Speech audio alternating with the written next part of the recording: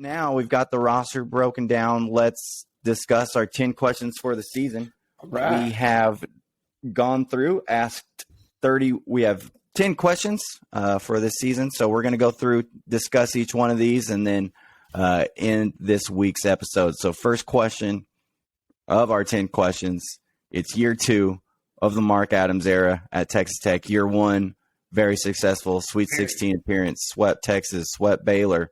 Undefeated home. Beat Kansas, undefeated at home. What are your expectations for year 2 of the Mark Adams era here at Texas Tech, Dustin? Yeah, there's no pumping the brakes in year 2. I mean, yeah. Honestly, he raised his own expectations because year 1 we didn't have much of expectations, honestly, because we didn't know what we were bringing in, who we had, how the team would fit. And now we're like, oh, Mark Adams didn't skip a beat from when the other guy left us. So the expectations are just as high or higher than ever with all these, talented freshmen and transfers that we have. I mean, I would expect us to try to compete for a Big 12 championship, even though that's going to be very difficult. Great home season like usual. That's what we preach here. And another top 10 defense with this crew. Yeah, I would think the expectations are equal to last year's, but I think it's as important to keep the momentum building as it was from last year's team. There a lot of the guys like Goodman and stuff like that expected there to be a drop off from Beard to Adams. Well, you didn't see that drop off. Well, I think it's as important to not show drop off this season as well. Really keep it going. A lot of those guys from the carryover year are gone. It's a whole new batch of guys, whole new batch of transfers, whole new batch of freshmen. But to me, it's as important to keep this team as competitive as it was last year. Continue to dominate and have one of the best home courts in the nation. I think that's important. Staying competitive in the Big 12 at the top of the Big 12 conference.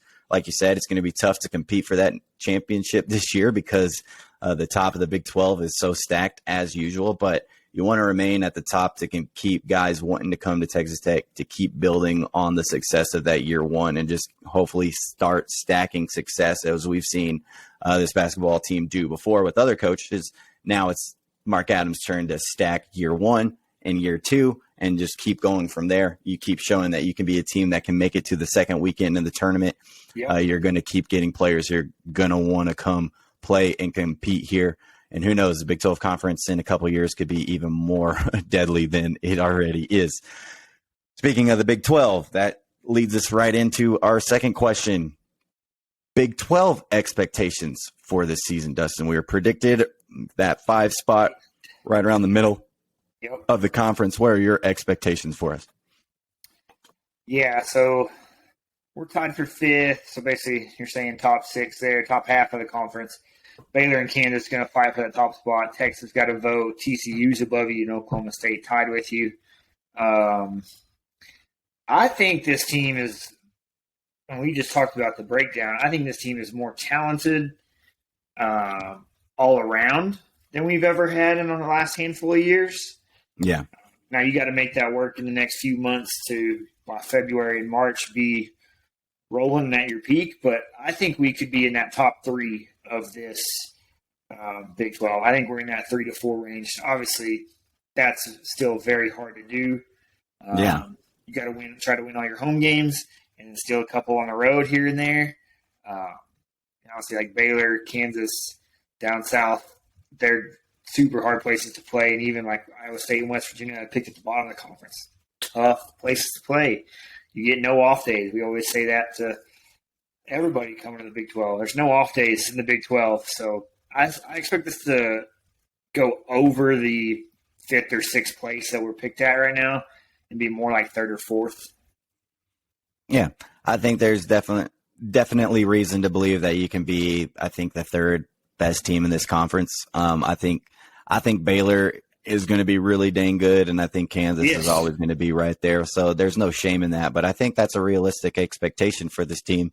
You've got a lot of pieces, and you haven't seen them all playing together, but if they're, from all things that we've heard, this team really loves each other. It looks like they get along quite well. If things go right for this team, it should be really good. You got freshmen who don't really know fear yet, right? Who are coming in and all they've known is good things. And so that can be a benefit for you if they come in and they don't care about the road games or stuff like that. Yeah. You have a really high ceiling if everything goes according to plan. But of course, like if things are a struggle, if the freshmen struggle at times, if it doesn't mesh quite as well, you can find yourself struggling. But I still think this is a team where if even things kind of go wrong, this is still about a 5th or 6th place team in the conference because I just think your talent is that good. And last thing on that, looking at the schedule, because I always like to look at things and see how it stacks up.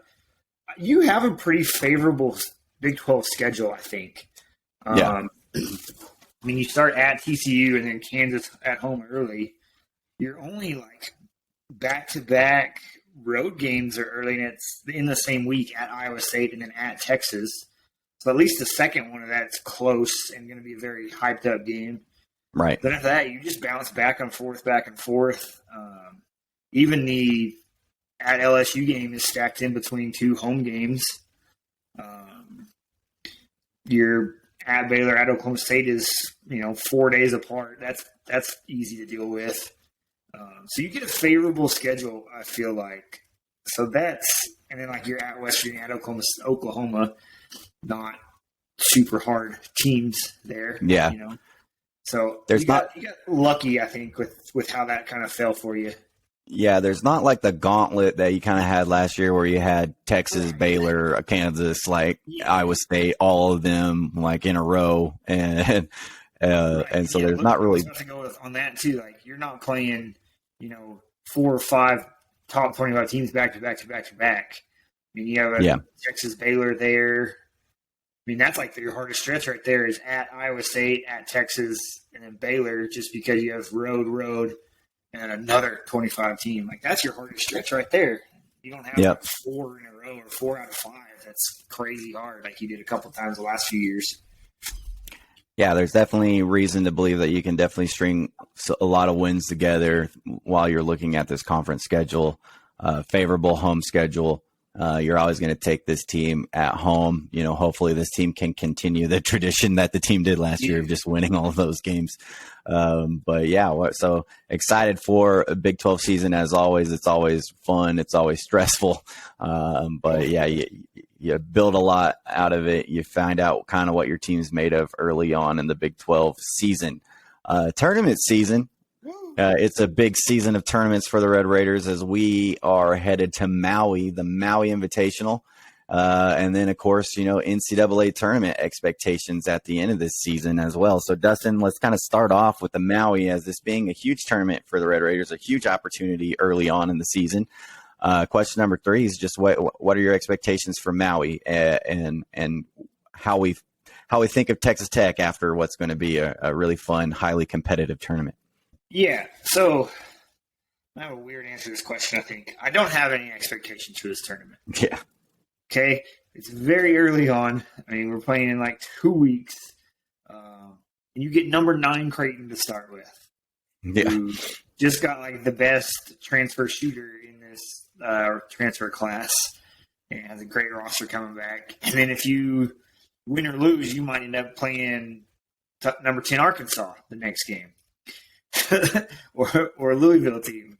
And Arizona's on the other side of that bracket. So there's 5 top 25 teams in this pool. It's loaded, obviously. I don't have expectations right now because what we do now is not what we're going to be doing in January, February, March. We're going to try to get as many guys minutes and see what they can do, especially against high-level talent. Like, you're trying to win games, but you're not trying to win at all costs like you will like in the Big 12 kind of thing.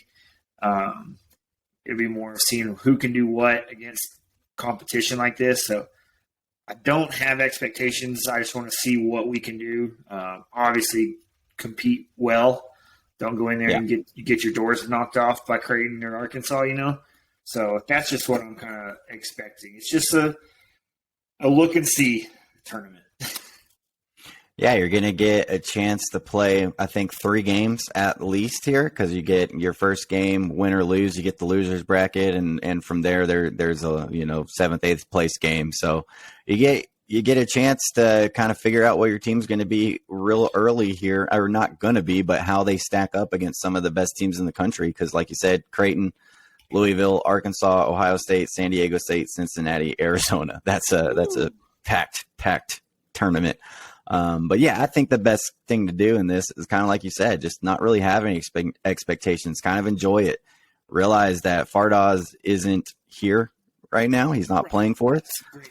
That's a big piece. And so that you get that added on later into the season, but it's a chance for guys like Bacho and Kevin O'Banner to step up. Some of your younger guys, it's their first opportunity to play real competition. And so you kind of see what these freshmen are going to all be about once they play the big boys. And so it's just going to be a really unique opportunity to see your team playing in these kind of high level games early on and use that experience, build on it for later in the NCAA tournament, where they understand tournament seedings, how it goes, how you're playing these kind of games. And so tournament expectations, Dustin, for this season, kind of where's your head at on NCAA tournament seeding?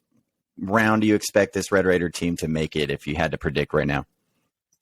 Yeah, I want us to get into that second weekend, obviously. I think the Sweet 16 is a good expectation for this team. I think it's very doable. I could see us even getting one more win out of that. And it kind of just depends on matchup from there. I mean, we were a few possessions away from beating Duke last year and getting one step further. So, yeah, Mark Adams can definitely coach at that level. We know that. So I expect at least a second weekend Sweet 16 run for this team.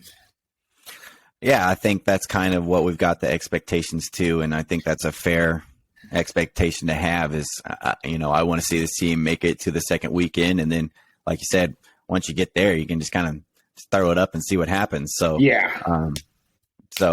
And that's, I think, like we said, if everything goes right, this is definitely a team that should be kind of making a deep tournament run if everything goes well with the players you got coming back, the transfers, and the youth on this team. Can be a very versatile team that can beat you in a lot of different ways. So excited for that. I'm with you on that. I think Sweet 16 is kind of where I have this team pegged. And once you get to that point, who knows what really happens. Like you said, You're just a few possessions away from knocking off Duke and Coach K last year. So I think those are reasonable expectations I have. So let's move on to question 4. Now we kind of dive into our roster a little bit more. We broke down the roster a little bit, kind of gave our thoughts, but we'll kind of get some deeper insights on this. Question number 4. Last year we didn't have a point guard on the team, a true point guard. What is having true point guards on this roster mean for the season? That's Davion Harmon. That's Pop Isaacs. Possibly some Lamar Washington in there. What is that going to mean for this team moving forward this season? Yeah, that's huge.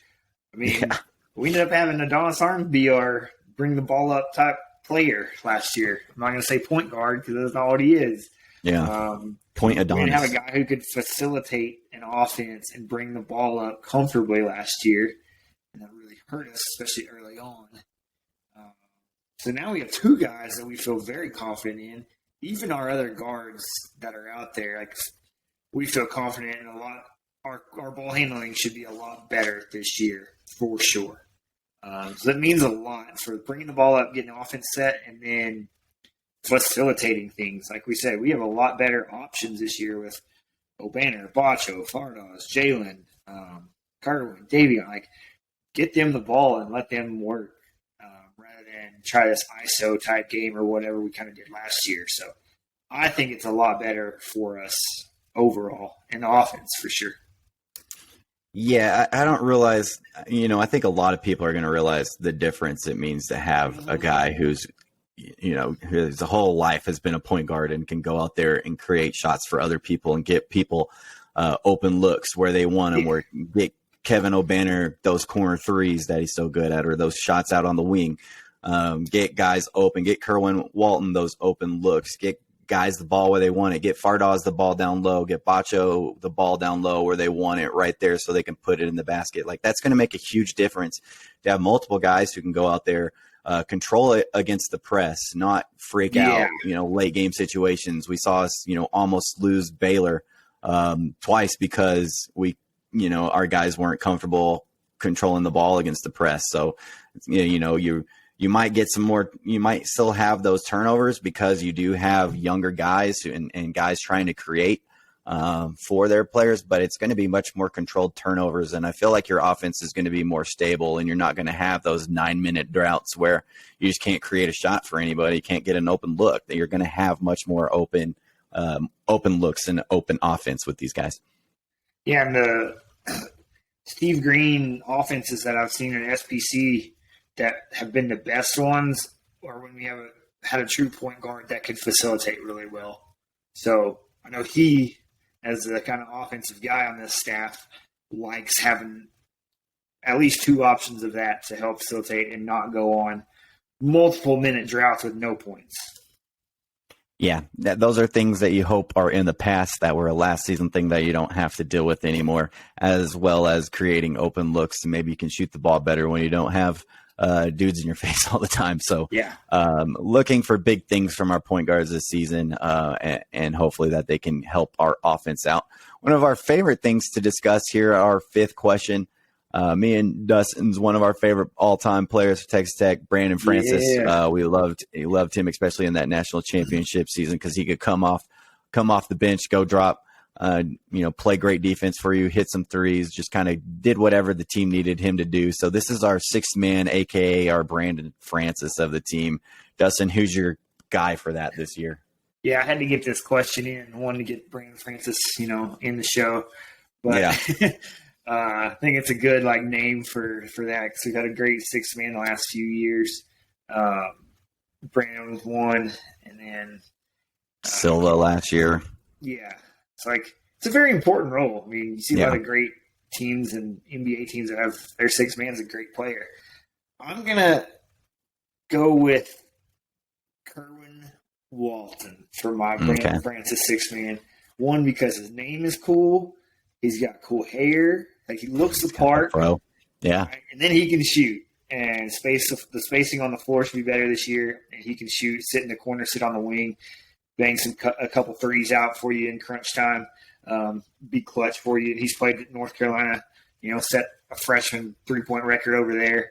So he's a guy that's played on the big stage before too. So I think him coming off the bench to give you some spark, he could be that six-man offensive player for you. I've got kind of two guys pegged here, and one of it is just because Fardaws isn't going to be in until about Big 12 season. So I think one of those guys who's going to be a starter at the start of the season is going to go to the bench. So I think Daniel Bacho, by the time Fardaws is back, if Fardaws, if we're just kind of going off the fact that we think once he's back, he's takes over that starting role, I think Bacho kind of becomes your first guy off the bench there. He might not exactly be the Brandon Francis type player, but I think he can be that sixth man who's coming off the bench and filling in big minutes for you, early and often in some of these games, especially if you have one of your big guys get in foul trouble early. He can be that guy who's going to come in and be a good sixth man for you. My other guy, I think maybe early on in the season, I'm going to go with Lamar Washington. Nice. I think he's going to be the way everybody's talked about him. He's going to be used a lot. He's going to get a lot of minutes. He's going to find a lot of time playing a lot of different positions. I think he's kind of one of those do-it-all guys who can come in and fill kind of whatever role you're needing to. If he needs to come in, be a ball handler, be a wing, be a defender, I think he can be that guy. So I think you're going to see a lot from him. And I think, he can kind of solidify that role for himself. Yeah, those are good picks. Bacho for sure. He's an X factor. Yeah, so a bunch of interesting guys. This roster has a lot of different guys. I think it's tough to pick which one. Yeah. Because you don't really know who's going to be where, especially I don't know if we're talking starters or what, but kind of that guard type role. We don't really know how that's going to shuffle out yet. Yeah. So. Yeah. It'll be interesting to maybe look back at our answers at this kind of once Big 12 season kind of rolls around and kind of see how we thought things were going to be and how things are kind of playing themselves out as, conference season is upon us. So we might have to do that. Next question number 6. Which newcomer this year are you the most excited for, Dustin? Lots of names to choose from here. I think newcomer I'm most excited for, I think this is the easy pick. It's got to be Elijah Fisher. Yeah. I mean, your first 5-star recruit you've ever had, 5-star out of Canada. I don't know how we got that pipeline worked out, but we did. Yeah. Love it. Elijah Fisher coming in. Will he start? Will he be your sixth man? We don't know the expectations and the role for him yet. I said that kind of second guard spot's pretty open after the point guard spot, so he could start for you. He could be off the bench, but I think him and his development makes him the most exciting. He brings a lot of expectation with it being that highly touted recruit. So I'm excited the most for Elijah Fisher. Yeah, that would have been my pick, but I'm going to throw out another name since you already dove into that. I'm going to throw out Davion Harmon and kind of what we talked about earlier, a true point guard, a guy who's played lots of minutes at the Power 5 level, Oklahoma, Oregon, been in a lot of high impact games. I'm excited to see what this guy can do in a Red Raider uniform and what he can do with that point guard role if he can take it, kind of make it his own. Impact the game on offense and defense, create open shots. Like I really think that's a game changer for this offense. And I really think this is kind of the piece we were missing last year is a guy like Davion Harmon who can go in there and really control things from that standpoint. So that's why I'm going to pick that for me. I think Fardaws is an obvious answer. Just right at this time, we have to wait a while to see him. So I think, we are trying to go with players who are going to see here probably tomorrow night or tonight as you're listening to this. So good one for that question. Let's go to question number 7 and kind of staying on that. Elijah Fisher talk. Team brings in some young guns this season, as we mentioned, all 4 of them earlier in the pod. Of course, CJ Williamson in there, but don't really expect much from him. What are your expectations for the freshmen this season and kind of what do you see the ceiling as? What do you see maybe some concerns, anything about this freshman group? The concern is that this is the most freshmen we're going to have to play for a while. Yeah. I mean, this is one of our youngest teams we've had. So it's going to be interesting to see how they have done in the summer and the off season to adapt to this system and, just college ball in general. But you have at least 4 guys, as we listed there, with Robert Jennings, Elijah Fisher, Pop Isaacs, Lamar Washington, that have great chances to play and play a lot of minutes. They can kind of make their own minutes, in this first month or two for themselves. So they got a big role to play on this team, obviously. So how fast they can come along, especially before Big 12 play starts, and how much they can hold up during that, because that's something they've never experienced in their life before. Like, the second half of the season gets incredibly difficult and there's never a day off. So I'm excited for them. They do bring a lot to you, being very highly talented. So high expectations, lots of minutes, but very exciting for them. Yeah, the concern is the consistency that they can perform with. Do they get down on themselves? Does the minutes become a problem for them? We've seen Namari Burnett came in here and was out quickly. So I think, freshmen often have a lot of expectations as they come into a season. Now, luckily for us, I think like you said, we're going to have to rely on these guys a lot. Yeah. Like we need Elijah Fisher. We need Pop. We need Lamar. We're going to need Robert Jennings. And so they have huge roles to fill, and just kind of what they take and do with it is very exciting to me. Like this team can be so much better if all of them accept their roles and understand, like, from time to time, they're just going to have to go out there and going to play defense, and they'll get their opportunities. Because Mark Adams, if we saw anything last year, he gave his players opportunities when it was time for them. Yep. And so they just got to wait and step up when those opportunities come. And with, Fardaws being out for the first half of the season, there's going to be opportunities there for all of them. There's going to be times when Davion Harmon's in foul trouble or something, and we're going to need Pop to step up. There's going to be games where, hey, it's Elijah Fisher's game. And so I'm really excited for them because I really think they propel, they make your floor a lot higher than probably a lot of other teams in this conference's floors are, because just kind of the X factor that they can all be for you. They're such a wild card. You never know how freshmen are going to perform at this level. So excited for this group, excited to see them, roll it out there and get their first college basketball minutes on Monday night. Speaking of Fardaws Aimaq, we haven't really mentioned him yet. We'll dive into him here. Of course, he was your probably biggest pickup of the offseason, the biggest transfer, biggest big transfer that was out there.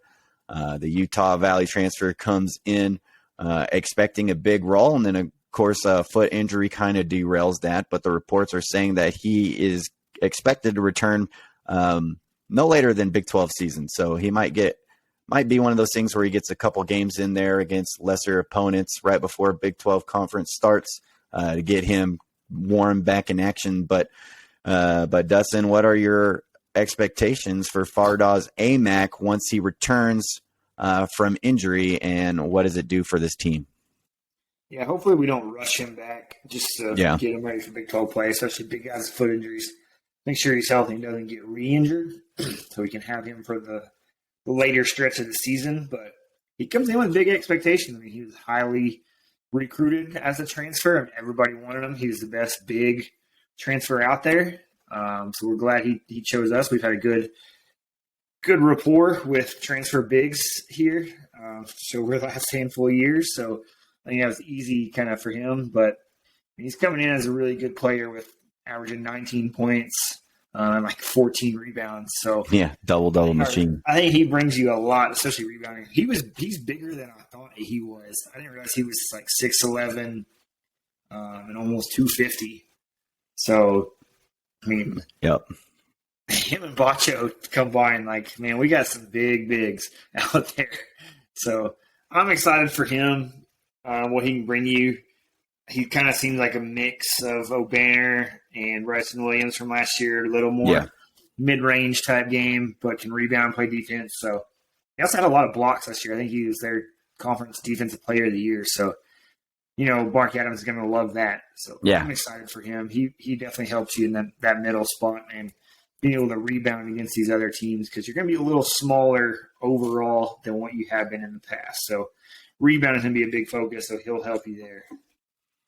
Yeah, you expect to clean up the glass with him and O'Banner and Bacho all kind of down there. And there's some fun lineup opportunities. I would love to see him and Bacho out there on the court together and kind of what that looks like. Yesterday, he said, don't be surprised if we have all three of them on the court at the same time.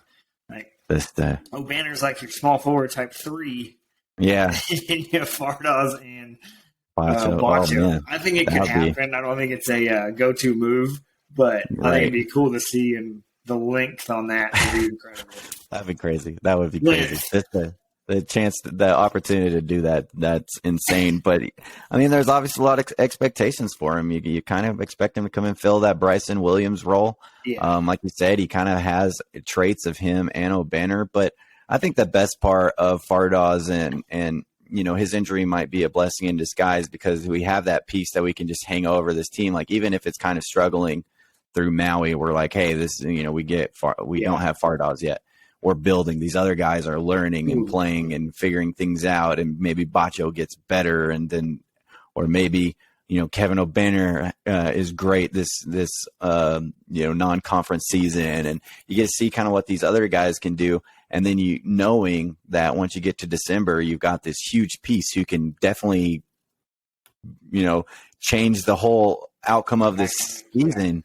By dropping him in there in late December, and now all of a sudden you're a completely different team as you head into conference play, and you're that much better because all your players have grown and gotten better and kind of been faced with the fire, and now you get to add a guy who could be a potential all Big 12 type player. So, I mean, I'm excited. It sucks that we do have to wait to watch him play, but I'm excited to see what he can do for us offensively and defensively, and just kind of with that size. We just haven't had a player of his size. Like Bryson Williams was good, but Bryson Williams wasn't 6'11". He also wasn't a good rebounder. If you look at Bryson, he's a great offensive player, and decent defender, but wasn't the defender and rebounder that you're going to get here with Fardaws. And to have a piece that's 6'11" who can score like that and shoot the ball like that, but also play defense, rebound, clean the glass, all that good stuff. So, we all can't wait to see him put on that red and black and actually step onto the court. It's going to be exciting times, and we'll have fun podcasts while we before his first return to the season. So excited for him. Like we said, unfortunate we have to wait. Question number 9 now, new coaching staff additions. Steve Green, Dustin's SPC, past a coworker. Al Pinkins, Luke Adams joined the staff this year. So what do you think about these additions, and what do you think they add to the staff and to this team? I know we've had your whole Steve Green thing, but for the people who might have not caught that. Yeah, so real quick, Al Pinkins makes his return back to this coaching staff. So he's a big addition back to this crew. I'll let you kind of talk more about Luke, I think. And I think Steve Green coming in as your kind of quote-unquote offensive coordinator is a huge addition. He is one of the best offensive masterminds in basketball, not just on the JUCO scene. He's already a JUCO Hall of Famer, won 3 national championships at SBC over a 10-year period out there. I've seen him go with teams scoring 100-plus points a game, shooting the ball as fast as you can, to winning games with 60 points, feeding the post, that kind of stuff. And all those teams won just as much as the other one. He is really good at utilizing his players' best attributes. If they're not the Golden State Warriors and can't shoot it, well, he's not going to make them try to do that system. He's going to adjust the system to what his players can do and kind of make them excel and succeed in that role. And so I think he's going to be a great addition for us. And, him and Coach Mark Adams have a great relationship from coaching JUCO back in the day at the same time against each other a little bit. So they have a good relationship. And I think that helps this also because the offense needs to be a little complementary to the defense that Adams wants to play. So I think Coach Green can help make that work a little better than what we did last year. Yeah, I think, Pinkins is obviously known for his recruiting and his ability to get some of those players. So that's really where you're going to feel his impact is who he's able to land and this team's able to land recruiting wise. I think Luke is going to be a big help on the JUCO part of that. I don't really know what to expect from him, like what he's actually doing. Like, is it defense? Is he helping with the offense? But, he's had some success there at the JUCO level when he was at New Mexico Junior College. So he had some good runs there, ranked teams. So, he's kind of already building his name as a coach. And of course, he's grown up under his dad, who is our head coach. So that's not Mexico JC. It seemed like he was more of the offensive point guard type when he was in college. He was definitely a mentality of a coach. I think the Adams blood already just naturally has that defense in them. So he's a little bit both, but a little more offensive centric and great shooter. So I think he's helping your players there to learn how to shoot a little better. Yeah, I think you'll see his impact. But what I'm most excited about tomorrow night is just can you tell the differences that Steve Green's already having on this offense, because that's the big thing for this team. I think to take that next level jump is like, obviously the defense is going to be there, but can you have the offense to go along with that defense? Because if you can put the two of those together, like, you're going to be a really tough team to beat. If you can, if you can figure that out, it's going to be really tough to beat you. And so I'm really curious to see what influences Steve Green has on this offense and just the things that you can tell immediately night one that are differences from last year to this year. And kind of as this early season starts, are you seeing us shooting the ball better and creating more open shots and just finding ways of getting easy offense and not having to make it seem like every single possession is a fight just to get a shot off. So I'm really excited for. We'll be better about not going on droughts of 5+ minutes and can't score the freaking ball. Also, he's entertaining to watch on the bench because of how, I don't even know how to put it, but if you get a chance, watch him on the bench and how he reacts to some stuff. He's not like a flamboyant or outspoken guy. It's total opposite, and it's hilarious to watch. We'll have him and Mark Adams with his arms folded on the sideline. And that's his move. It's like this one, or like the double, like.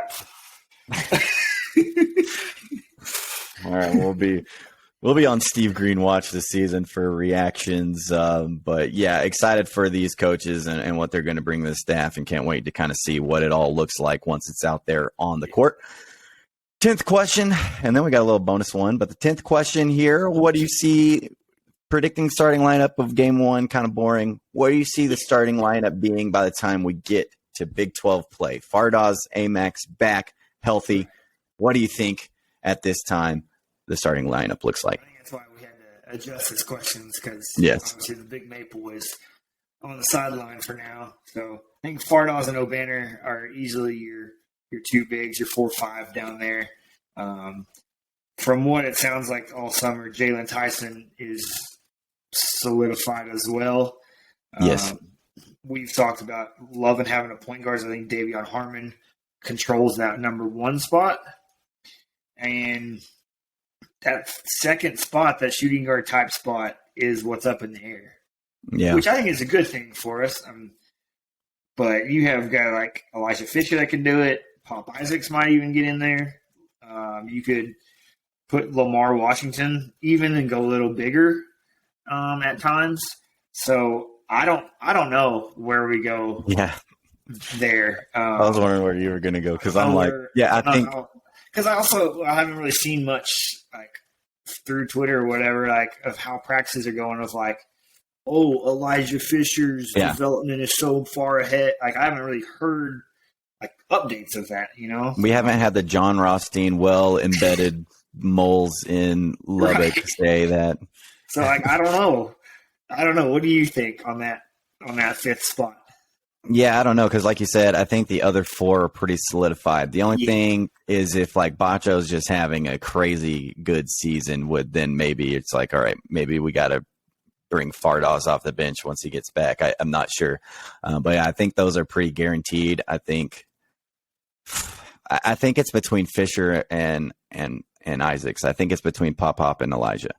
I think those are your 2 guys that you're kind of like, you might see, Elijah start at the start of the season, then you might see Pop come in later, and just kind of whoever is having, but whoever is kind of having the most consistent season for you probably wins that role, I think. And so at this point, I don't really know, because that's so unknown. But for me, I think it's what I would like to see is Elijah Fisher, because that shows me that he's buying in and he's playing really well if he earns that starting spot for you. So I think. I think that's like your team's the best. Like, the starting role doesn't matter as much as the finishing roster. Right. Like, who's in the last 4 minutes of the game? And that's what's going to be big. And that goes on just who's hot, not in foul trouble, kind of all that kind of stuff. And again, I'm with you. I would like to see Elijah Fisher be advanced in his development enough to take that role. Because I think that just changes the outcome of the season if like Elijah's really bought in and he's kind of that guy for you, and he's being this top recruit and he's looking like it on the court. But at the same time, I'm not going to be mad if it's Pop or Lamar Washington or one of these other guys, because it shows that, hey, maybe they're filling that role for you too. As long as he doesn't become what was that guard you mentioned earlier that flamed out real fast on us? Yeah, Namari Burnett. Yeah, as long as he didn't become another Namari Burnett and flame out before he even gets on the court, pretty much. Like, as long as that doesn't happen, I think we'll be okay. Yeah, so it's something to monitor. Definitely excited to see who's going to be starting tonight as you guys listen to this. Excited to see what our starting lineup for the first game of the season is going to be, and just kind of how that develops over the season. But a little bonus question.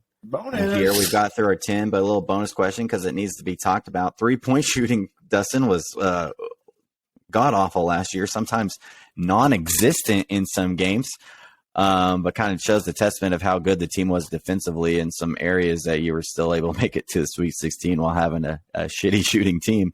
Kind of what are your expectations on, we've talked about it a lot, adding a point guard, Steve Green, some of these guys, but what do you think about adding guys like Kerwin Walton, Damarian Williams, some of these younger guys? What do you think the 3-point shooting is going to be for this season? And are you pretty confident that it's going to be much improved? Yeah, I like your mix of your bigs are skillful, but can also play down low and outside. Like O'Banner and Fardos can both shoot it. Botcha's even probably going to try to throw some up a little bit this year. But I think your athleticism and your mix of guards, bigs, all that, your spacing is going to be way better this year. Yeah. And I also don't know this, but I feel like I don't think you have a Terrence Shannon Jr. that's going to just have the ball stick in his hand really bad, like a James Harden type player that TJ was. So I think the ball movement and the ball spacing and your players all help a lot more and fit better than last year's team. I'm going to look and try to see like where we were last year. I mean, I expect this to be better, make more threes, and have a better percentage. I don't have the numbers in front of me yet, but what do you think? Yeah, I think it's pretty easy to look at this team and be like, oh, yeah, they should shoot the ball better. Because last year, I think you're coming in, you knew TJ was kind of a streaky three-point shooter. You knew McCullough was a streaky three-point shooter. Most of the other guys that you were getting weren't guys who were taking volume threes, really. You knew Davion Warren was a scorer, but he was at a small school where he had to do a lot of that stuff. Arms wasn't known as a three-point shooter. Bryson was like your kind of – Bryson and O'Banner were your two guys who came in that you were like, yeah, they can shoot.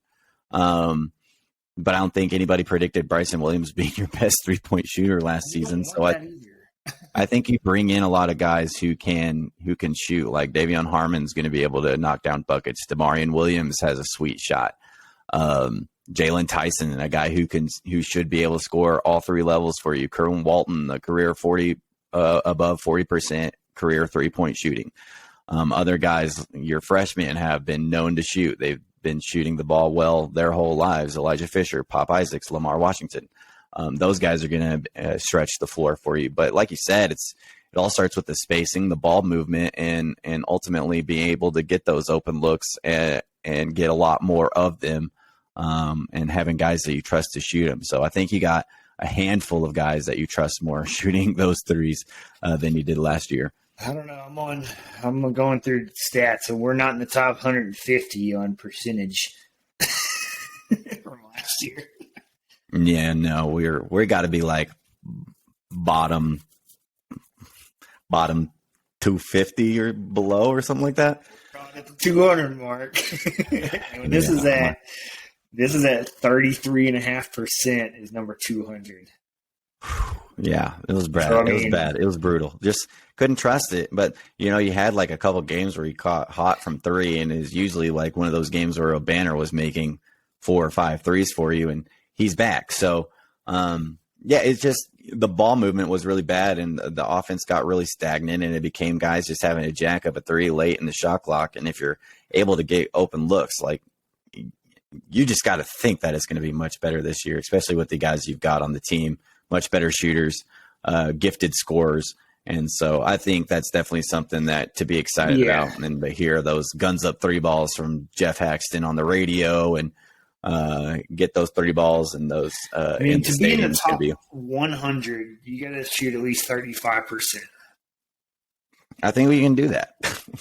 I think you should be over that this season. That would be my prediction, is that you shoot over 35% this season. I would say like really good would be like significantly better, 38%, like that. You can be at that 37, 38 kind of clip as a team. That's really good. I mean, that gets you top 25 if you're shooting that. Okay, maybe I should. I don't know. I would like to be at that 37, 38 range. Definitely. Yeah, why not? I mean, so Utah Valley's in there at 37. Yeah. So it's possible. You can be that. You have guys who can shoot the ball this year, and that's a key. That's a key attribute to have if you want to shoot the ball well. Is you got to have guys who have always been good shooters. You can't just ask guys who weren't good shooters before to all of a sudden be great shooters. So those wrap up our 10 questions. Went a little long, but the basketball season is here, and we have been excited to talk.